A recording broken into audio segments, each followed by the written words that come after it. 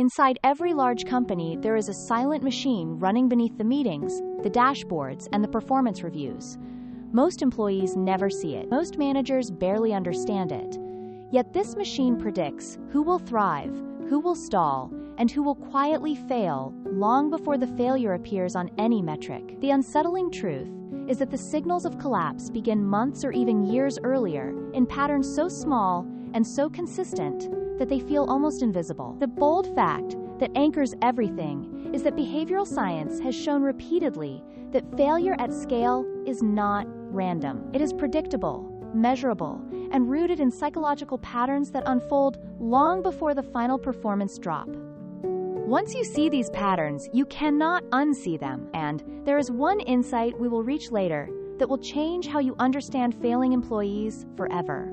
Picture a candidate or an employee walking into a corporate system that behaves like a magnifying glass. Tiny cognitive tendencies get amplified. Small decision-making flaws get repeated.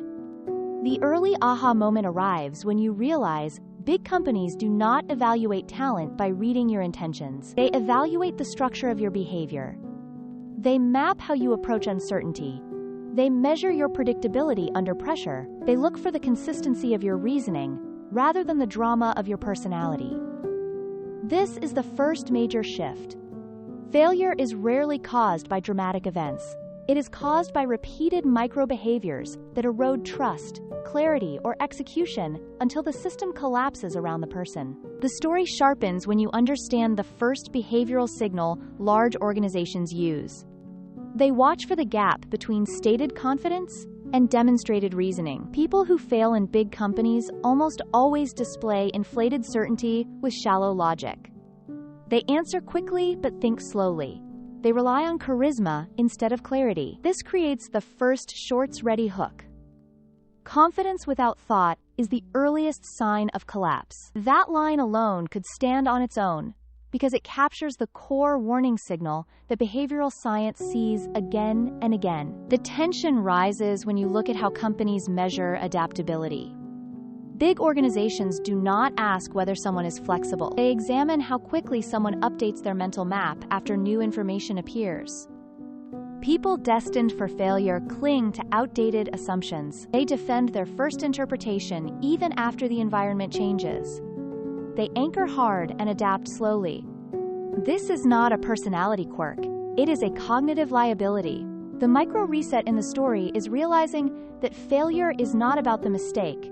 It is about the refusal to update the model. Companies predict failure by measuring how long it takes someone to correct course once the truth shifts. A new angle emerges when you examine how companies track behavioral evidence. They look for patterns in how a person prioritizes work when the volume increases. Strong performers compress complexity. Weak performers expand it.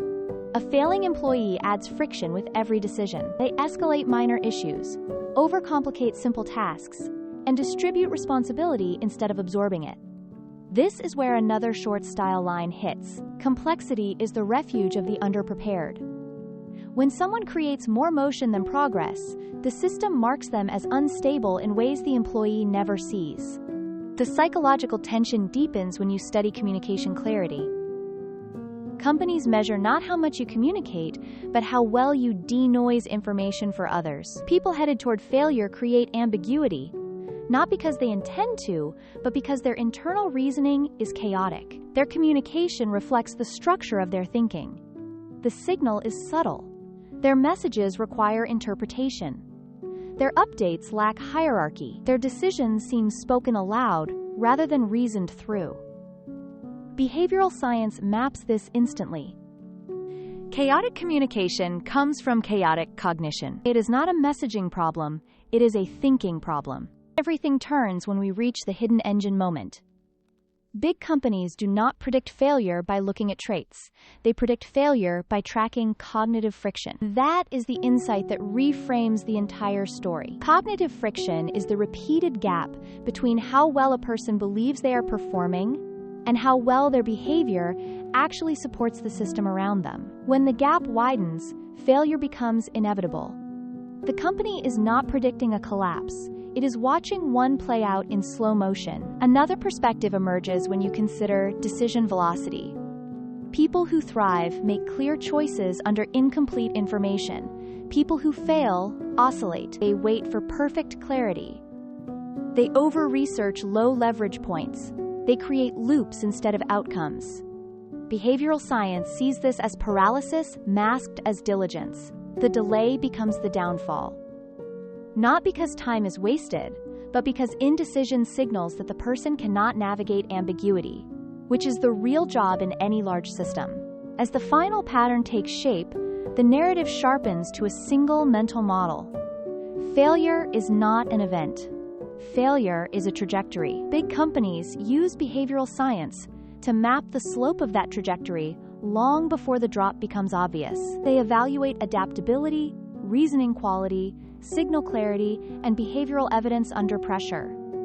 The strongest predictor is not skill. The strongest predictor is the person's cognitive relationship to complexity.